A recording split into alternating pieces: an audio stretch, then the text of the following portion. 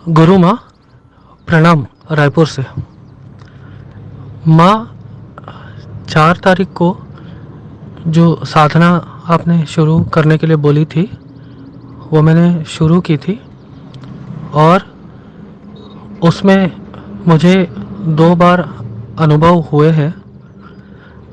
6 तारीख को 4 तारीख को मैंने साधना शुरू की। 6 तारीख को शाम को रात में जब मैं ध्यान लगा रहा था तो मुझे एक देवी के दर्शन हुए जो शेर पे बैठी हुई थी, लाल रंग की साड़ी पहनी थी। उनका जो ब्लाउज था वो हल्का चमकीला हरे कलर का था। उनके पैरों में भी लाल रंग का कुछ लगा हुआ था और उनका जो मुख था वो भी शेर की तरह बना हुआ था और 2 दांत बाहर की तरफ निकले हुए थे। तो मगर काफ़ी मतलब ध्यान में जो दिख रहा था वो इतना ऐसा देख के मतलब मेरा ध्यान भंग हो गया, मेरी आंखें खुल गईं और थोड़ी देर बाद मैं आसन से नहीं उठा था, आसन में बैठा रहा और एक आध घूंट पानी वानी पीने के बाद मैंने फिर कोशिश की ध्यान लगाने की। तो फिर मुझे दोबारा फिर से उन्हीं देवी के दर्शन हुए। मैं नहीं जानता कि मतलब मैं साधना तो पीताम्बरा माँ की कर रहा हूँ, पर मुझे किनके दर्शन हुए मैं नहीं पता। एक ये एक्सपीरियंस था, पर जो रूप दिख रहा था थोड़ा सा डरावना था, पर उनको ध्यान में दिखने के बाद भी मेरे अंदर डर वाली कोई भावना पैदा नहीं हो रही थी। तो 6 तारीख को मेरे साथ ये हुआ है और 4 तारीख से मेरी साधना का आखिरी दिन था। 14 तारीख को 12 तारीख को रात में सोते समय एक बार सपने में मेरे को फिर से कुछ दिखा था और सपने में ये दिख रहा था माता जी कि मैं, मेरी पत्नी और मेरे दोनों छोटे बच्चे, हम लोग एक जंगल से हम लोग कहीं घूमने जा रहे हैं। तो एक जंगल जैसा पड़ता है, उसके बीच से एक सड़क निकलती है। उस सड़क से होते हुए हम लोगों को काफ़ी लंबा रास्ता तय करते करते शाम को सूरज डूबने का समय आ जाता है और हम लोगों को लगता है कि अब रात हो जाएगी तो जंगल पार करना थोड़ा मुश्किल हो जाएगा। ये सब कुछ सपने में चल रहा है। तो हम लोग कहीं पे एक ठिकाना देखते हैं, कहीं पे कुछ रुकने की व्यवस्था जमी तो हम लोग रात यहीं गुजार लेंगे, उसके बाद फिर आगे बढ़ेंगे। किस्मत रहती है, हम लोग थोड़ा आगे बढ़ते हैं तो हम लोगों को एक मंदिर जैसा दिखता है जंगल के किनारे में। तो हम लोग वहाँ गाड़ी रोक लेते हैं और जब मंदिर के पास जाते हैं तो दिखता है कि काफ़ी जर्जर अवस्था में एक मंदिर है जिसका दोबारा निर्माण करवाया जा रहा है। तो हम लोग वहाँ गए, वहाँ पे 2-4 लोगों से ज़्यादा कोई नहीं था। तो वहाँ पे एक आदमी से बातचीत करने लगे हम लोग। मैं करने लगा कि भैया ये मंदिर किनका है, क्या है, कैसा है, जंगल में ये मंदिर कैसे है। तो वो बताया कि ये बहुत पौराणिक मंदिर है, बहुत घने जंगल के बीच में ये दबा हुआ था। तो शहरी लोगों को इसके बारे में कुछ पता नहीं था, बट सरकार ने जब जंगल काट के ये रास्ता बनाया है और पेड़ वेड़ काटे गए हैं, तब उन लोगों को ये मंदिर दिखा है और ये जर्जर अवस्था में है काफ़ी। तो मैंने उनसे पूछा, भैया ये मंदिर जंगल के बीच में बनवाया किसने? तो उसने बोला, भैया ये बहुत प्राचीन मंदिर है, उस समय यहाँ पे किसी की सत्ता वगैरह रही होगी तो किसी ने बनवा दिया होगा, मगर ये बहुत प्राचीन मंदिर है। इसका कोई हिसाब नहीं है कि कितने वर्ष पुराना है, मगर ये हज़ारों वर्षों पुराना मंदिर है ये और बहुत जागृत है।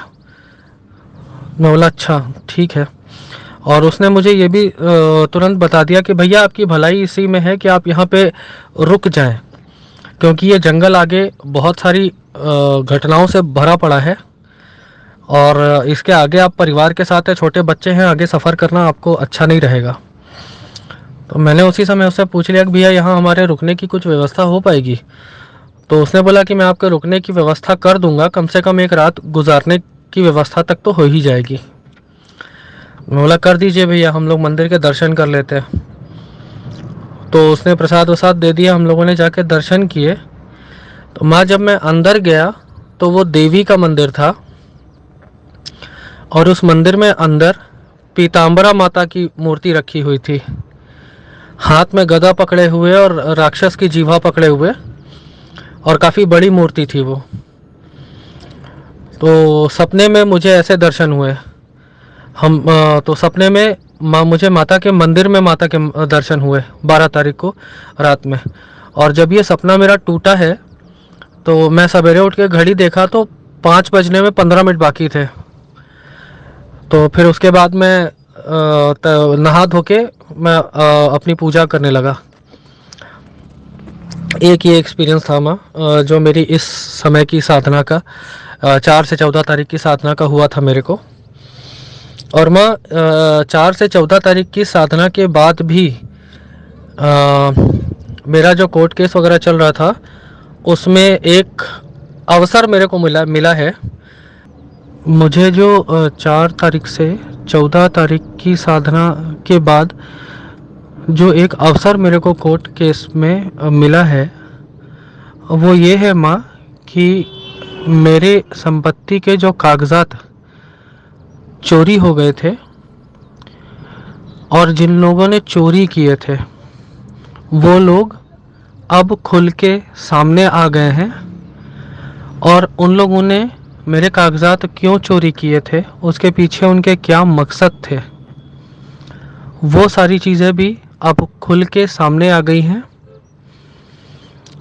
और अब अभी मेरे जब कागजात चोरी हुए थे माँ, उस समय से लेके अभी तक कागजात के बारे में कुछ भी पता नहीं चल रहा था कि वो कागजात कहाँ चले गए, किसने रखे हैं। इसलिए मैं किसी के खिलाफ पुलिस में रिपोर्ट भी नहीं लिखा पा रहा था। पर अब अचानक 14 तारीख से 25 अभी आज 22-23 तारीख के बीच में ही, इन 10 दिनों में ही ये सारी परिस्थितियां खुल के मेरे सामने आ चुकी हैं। और अब मेरा वकील कह रहा है कि किसी बड़े मंत्री वगैरह से पुलिस वालों को फ़ोन करवा दो, क्योंकि पुलिस घूसखोरी के लिए बहुत फेमस है। तो जब किसी बड़े ओहदे का फ़ोन जाएगा पुलिस वालों के पास तो पुलिस वाले पूरी गंभीरता से उस आदमी की धरपकड़ करेंगे, उसको उठा के थाने ले जाएंगे जिसने मेरी संपत्ति के कागजात चुराए, और उस इंसान के ऊपर एफआईआर दर्ज करा के उससे मेरे कागजातों की जब्ती बनवाएंगे। और उस जब्ती को लेके जब मैं कोर्ट में पेश करूंगा तो मेरा केस 90% मेरी जीत की तरफ मुड़ जाएगा। ये मेरे वकील का कहना था। इसी चीज़ के लिए आपका आशीर्वाद लेना था माँ। एक बार मैं आपसे बात करने के बाद ही इस पर मैं आगे बढ़ना चाह रहा था, इसलिए मैं काफ़ी टाइम से आपसे बात करने के लिए आपको कॉल लगा रहा था, पर आप शायद बहुत व्यस्त हैं, इस वजह से बात नहीं हो पा रही है। कोई बात नहीं माँ, आपके पास जब टाइम निकलेगा तब आप 2 मिनट के लिए एक बार बात कर लीजिएगा, तो मैं आपसे थोड़ा सा सही गलत समझ लूँ, फिर उसके बाद फिर मैं अपना कदम आगे बढ़ाऊँगा।